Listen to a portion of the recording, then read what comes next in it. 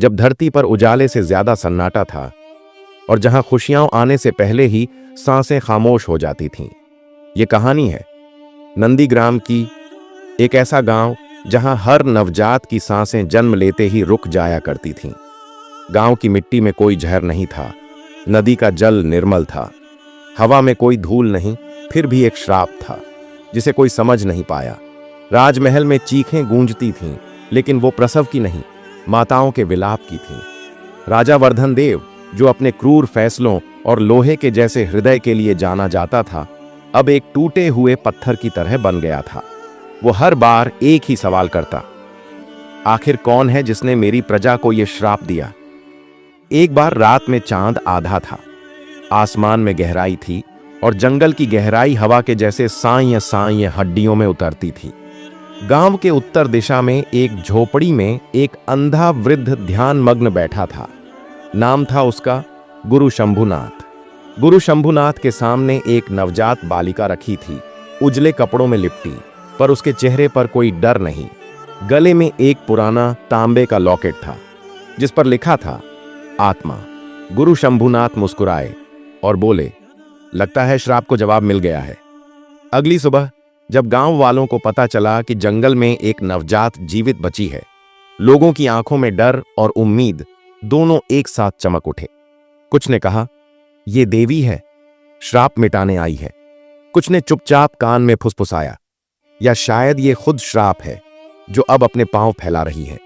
लेकिन शंभुनाथ ने सबको शांत किया और बोला, इसका नाम होगा अद्वैता, क्योंकि ये ना अच्छी है ना बुरी, ये वो है जो इन दोनों को एक करती है। समय बीता, अद्वैता बड़ी हुई। वो बोलती कम थी, सुनती ज्यादा। उसकी आंखों में जंगल की गहराई और मन में आकाश की चुप्पी थी। गांव की ओर लड़कियां गुड्डे बनाती थीं, अद्वैता मिट्टी से चेहरे बनाती थी, एक पुरुष, एक स्त्री और बीच में एक चेहरा जो बिना लिंग और नाम के होता। शंभुनाथ ने कई बार पूछा, बिटिया ये तीसरा कौन है? वो कहती, ये मैं हूं, क्योंकि लोग मुझे समझते नहीं, सिर्फ पहचान से तौलते हैं। अब 15वें जन्मदिन की रात आई। अद्वैता ने पहली बार एक अजीब सपना देखा। एक खंडहर था जहां एक बालक चीख रहा था, मुझे वापस ले चलो, ये मेरा घर नहीं।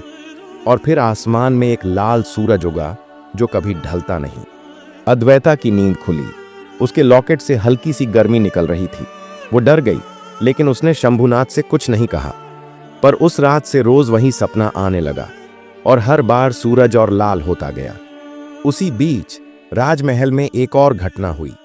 राजा वर्धन की रानी, जो वर्षों पहले लापता हो गई थी, उसकी पुरानी डायरी रानी के कमरे के पीछे एक दीवार में छिपी मिली।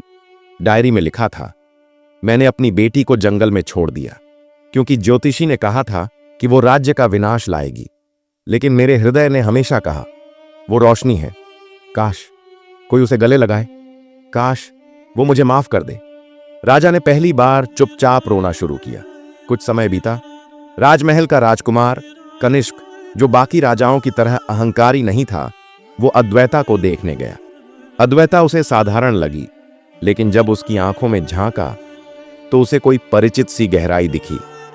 कनिष्क बोला, तुम मुझे ऐसे देख रही हो जैसे मुझे पहचानती हो। अद्वैता ने कहा, शायद इस जन्म में नहीं, लेकिन कुछ तो है। अगली सुबह अद्वैता शंभुनाथ के पास जाती है। उसका चेहरा उतरा हुआ, लेकिन आंखों में संकल्प है।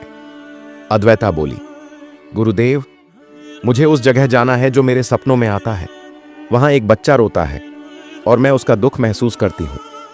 शंभुनाथ चौंकते हुए बोले, क्या तुम तैयार हो आत्मा की यात्रा के लिए, जहां सच के साथ साथ मौत भी चलती है? अद्वैता ने जवाब दी, अगर मेरा जन्म श्राप को तोड़ने के लिए हुआ है तो डर किस बात का?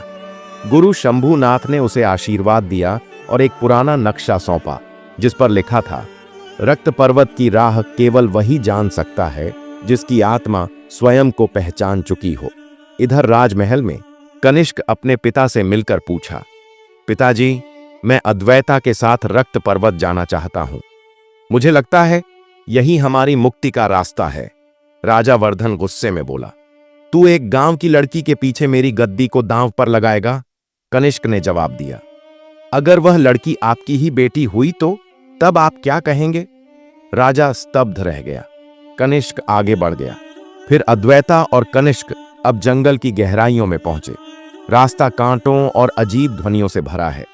कभी रात को माओ के रोने की आवाजें आती हैं, कभी बचपन की हंसी। कनिष्क डरता है, लेकिन अद्वैता शांत है। कनिष्क घबराकर बोला, तुम्हें डर नहीं लगता? अद्वैता बोली, डर तब लगता है जब हम खुद से भागते हैं। मैं अब भाग नहीं रही। तीसरी रात वे रक्त पर्वत की तलहटी में पहुंचते हैं। पर्वत की चोटी पर एक पुराना सिंहद्वार था, जिस पर लिखा था, जो आया वो गया, जो गया वो सो गया, जो जागा वही आत्मा बना।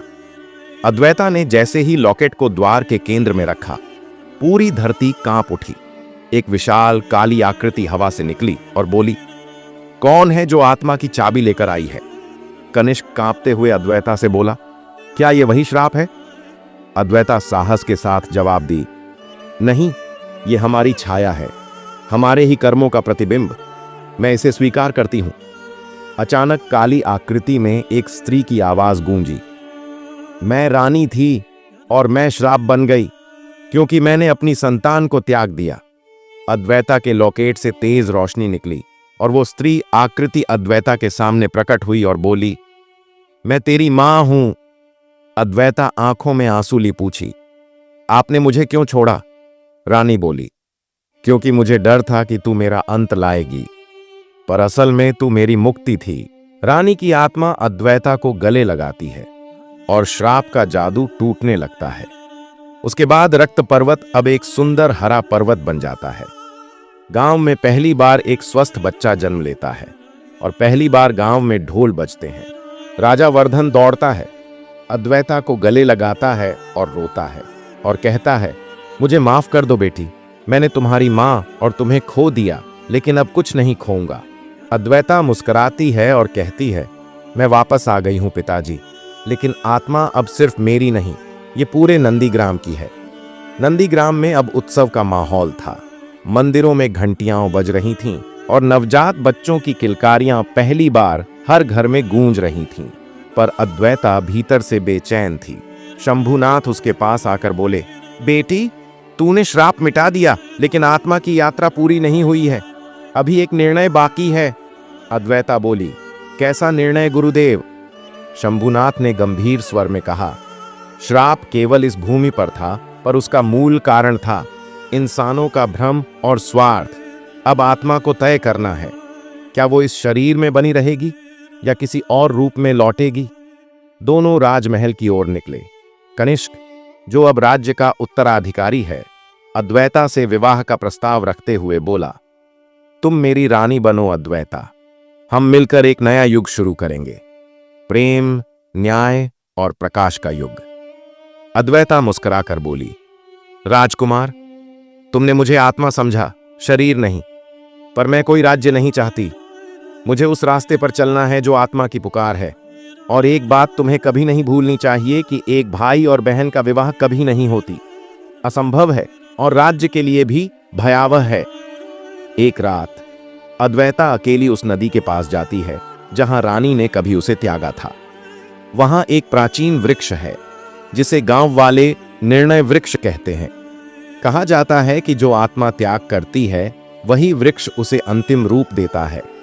अद्वैता वृक्ष के सामने खड़ी होकर बोली, हे निर्णय वृक्ष, अगर मेरा जन्म केवल श्राप मिटाने के लिए हुआ था तो मुझे मुक्त करो, पर यदि मेरी आत्मा अब औरों की सेवा के लिए बनी है तो मुझे नया रूप दो, नई यात्रा दो। तेज हवा चलती है, वृक्ष की शाखाएं फैल जाती हैं, अद्वैता का शरीर रोशनी में बदलने लगता है। एक रहस्यमयी आवाज आती है, तुम अब इस शरीर में नहीं रहोगी, लेकिन हर उस स्त्री, हर उस बालक, हर उस आत्मा में रहोगी जो अन्याय के विरुद्ध उठेगी। अगली सुबह कनिष्क और गांव वाले अद्वैता को खोजते हुए नदी किनारे पहुंचे, पर नदी किनारे केवल उसका लॉकेट पड़ा मिला, जिस पर अब लिखा है, आत्मा अमर है। राजमहल के एक कोने में एक दाई पहली बार एक बालिका को जन्म देते हुए मुस्कुराती है। बालिका की आंखें खुलते ही गहरी और शांत होकर दाई कहती हैं, इसका नाम क्या रखें? कनिष्क आंखों में आंसू लिए बोला, अद्वैता। अब नंदीग्राम में खुशी का माहौल है, सभी अपने कामों में मशगूल है। एक कथावाचक एक पेड़ के नीचे गांव के बच्चों को सुनाता है, कभी कभी कोई इस धरती पर सिर्फ अपना जीवन नहीं, सबकी मुक्ति का कारण बनकर आता है। ऐसी आत्माओं को ना उम्र छूती है ना मृत्यु, वो हर युग में लौटती हैं, नई पहचान में, नई आशा बनकर।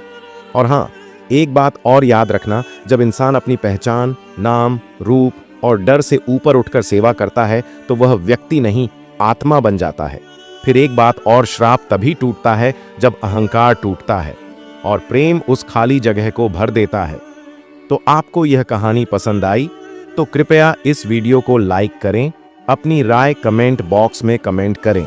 हमारे चैनल को अभी तक सब्सक्राइब नहीं किए हैं तो सब्सक्राइब करें और इस वीडियो को अपने दोस्तों और परिवारों के साथ शेयर करें। आपके लाइक और कमेंट हमें और भी बेहतर कहानियां बनाने के लिए प्रेरित करते हैं। धन्यवाद।